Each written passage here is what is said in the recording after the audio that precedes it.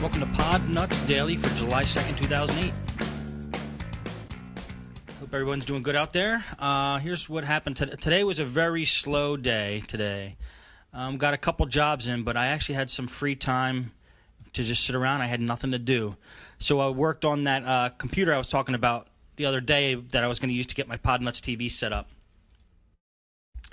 And got a little more progress on that. So that Podnutz TV should be up and running pretty soon. I need to actually reformat the hard drive and install Windows, and we should be good to go. But one of the computers I got in today was, okay, let's see here. A customer brought in an old P3 compact desktop, and he has Windows ME running in that, which is not my favorite operating system. He brought in a hard drive, Western Digital, 80 gig. He wanted that installed in the computer along with the other one as a backup. So he wanted us to install that Western Digital and then back everything on his hard drive onto the Western Digital. It's no problem, right? Well, we put the hard drive in, and we used cable select. And that means that we just set the jumpers on both the hard drives to cable select. And then if you do that, it doesn't matter what order you have to actually have the drives in. It doesn't have to be master-slave order. They could be on any spot on the cable. Well, anyway, once we fired up Windows, what happened? We fired up Windows. It did not. We were not able to partition the drive. We couldn't do it through F-Disk, and the Western Digital. It's called Lifeguard Data Tools. Is another tool you could use to make a partition. Didn't recognize the drive. As soon as we went into the computer and actually changed one to master and one to slave, master being on the very end of the cable. Oh, sorry, guys. I'm like right on the verge of sneezing here. Sorry about that. Master's on the very end of the cable. Slave is the second one in. So if you do set up a master-slave setup with an IDE cable, master's always on the very end. It's the last device on the cable. As soon as we set that up, we ran the Western Digital Lifeguard tools. It recognized the drive, and we were able to partition it that way.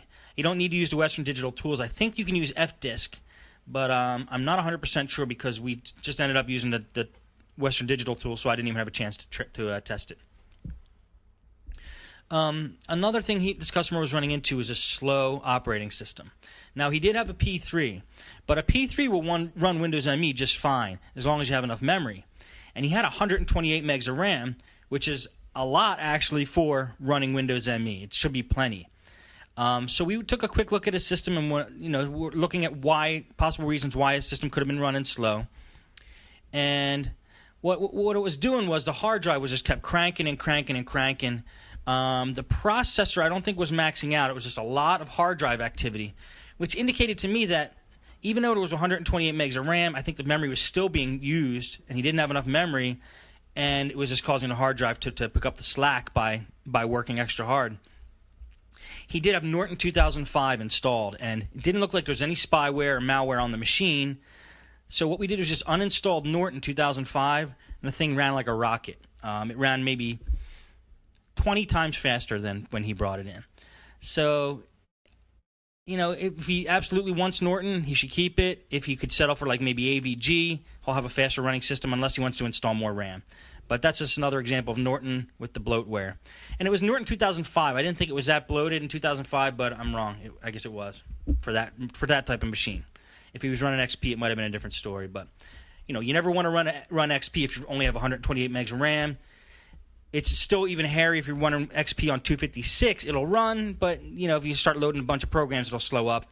You want at least 512. Actually, 512 for me is plenty for XP. If you want a gig, then you're doing okay. Okay, the second thing I worked on today was a Dell laptop. Customer brought in yesterday. Said that it kept turning off after 10, 15 minutes of use. So I did the flashlight trick I talked about yesterday, where you shine the light in the underside of the laptop and then look through the side of the laptop through the heat sink and see if you actually see the light. If you can't see the light, then that shows there's a blockage. And there was a huge blockage of dust in there, probably like a half an inch, maybe a quarter of an inch thick wall of dust blocking the heat sink, or the vent for the heat sink. So the fan was just spinning and spinning and just spinning around hot air. In that case, like I said yesterday, don't take the compressed air and just blow it in there because you might blow chunks into the fan and stick the fan. You might have to just take the fan out or take the laptop apart so you can get to the fan. In this case, it was a Dell 5100. Piece of cake. I didn't realize it was going to be this easy. Once you get the keyboard off of the Dell 5100, the fan sits right under there, and you can just unscrew the heatsink and fan from the processor and pull it right up through where the keyboard is. Take it outside, blow all the dust out of it from that point, and just make sure all the airways are clean. Put it back in. It ran great.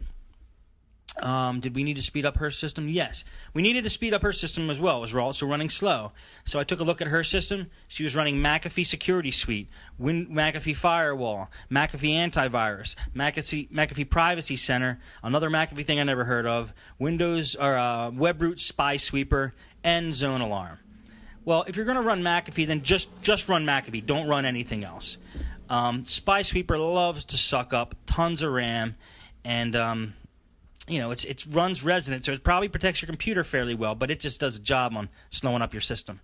And Zone Alarm, I don't know if that's the best thing to use anymore. Don't have too much experience with Zone Alarm, but I don't even know if it's free anymore. Anyway, I took Zone Alarm off. I took WebRoot Spy Sweeper off. I was going to keep her with McAfee, but it looked at McAfee. Her subscription was expired, so it showed me that she wasn't using McAfee, so I took that off even. And I just threw AVG on there. The thing ran 100 times faster. And when you do that with a customer, just either call them if you're not sure to make sure that they want the McAfee off of there, or if they're indifferent, just tell them you put AVG on there and what the benefits of what that is, or Avast, and explain how Norton and McAfee just slow the computer down. I do recommend, though, if there's a lot of teenage kids or little kids running around in the house and they want Norton on the machine, I don't, really do my pitch to get them off of Norton, because in that case you might need a little overprotection, which Norton does provide. It will be at the expense of a slow machine, but it might do a better job of getting spyware and viruses off the machine. Okay, that was a slow day today. Almost nothing else happened today. Zone Alarm. I'm reading the chat room. AVG is still free. I saw Fishy in the chat room talking earlier today about picking up customer's call if it comes up unavailable on the caller ID. Is that right, Fishy? You were getting a lot of calls that weren't worth your while if they were coming up unavailable, or was I just misreading it? I just glanced at the chat room fast. Well, anyway, be that as it may,